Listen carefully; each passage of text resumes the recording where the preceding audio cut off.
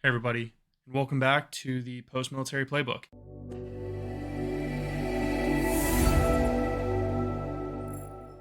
If you're new here, welcome. I'm super stoked that you decided to drop by. We're starting a new video series where we dive into subjects that are covered in another video series that I do, the Post Military Podcast.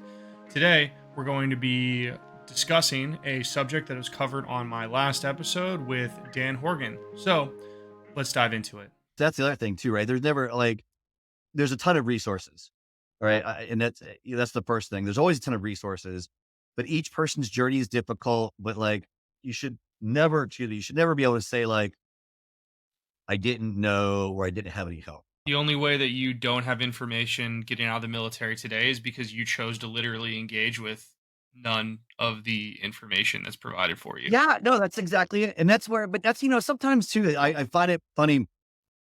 Just I work with some nonprofits and stuff, and you're like, hey, have you heard of this nonprofit? And they're like, nope. And I was probably guilty of that, like a Black Rifle. And I say that to the token of I didn't know about a lot of other different coffee companies. Like you get so laser focused, like in your lane, that you don't take those blinders off to see the world all outside, right? And to be able to get that in.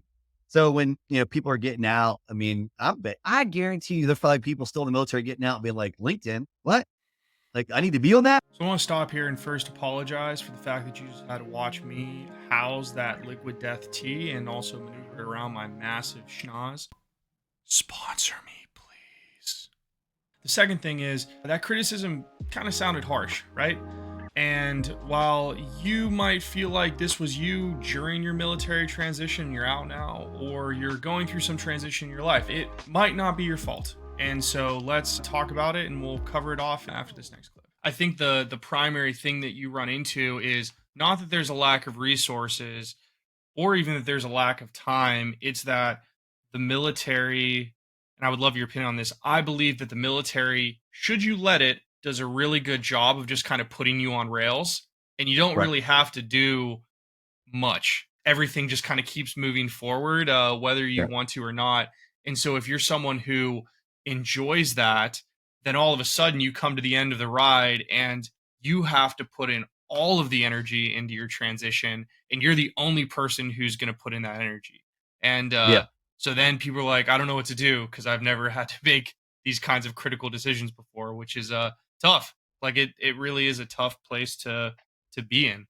So if you're in a boat where you're getting ready to shift your life from one major chapter to another, whether you're in the military or not, it is completely understandable to have a lot of fear associated with that problem. Making these kinds of decisions is scary, and two, this is a massive problem set that you're going to be having to solve. And so how do we get over that fear? Fortunately, there's a lot of amazing ways to tackle this problem. If we cover them all in this video would be way too long. And so the concept that we are going to cover today is taking these problems one step at a time. Famous author Mark Twain once said, "The secret of getting ahead is getting started." And I'm sure at some point you've also seen the mathematical pictures that show how small changes over time can have massive results.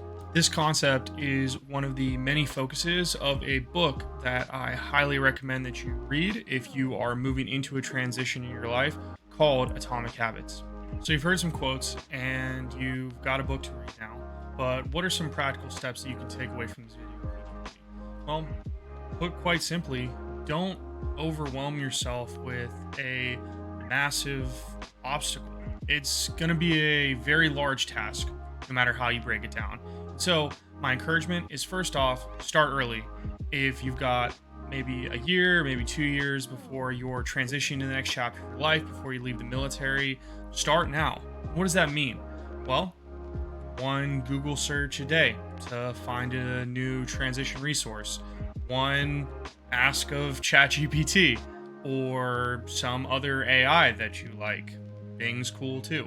Or hop on LinkedIn, hop on social media, talk to one person who's already done the thing that you're looking to do and ask them what advice they might give you. Take notes.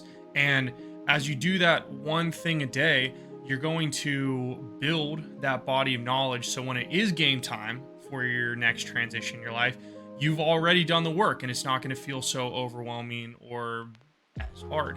And the final thought that I would leave you with is look at this as a way to improve. There's another book that I recommend called The Obstacle is the Way by Ryan Holiday. And it does a really amazing job of helping you recontextualize this obstacle or struggle that you're about to embark on as a way to improve yourself. So that's it for the video today. Thanks so much for taking the time to watch.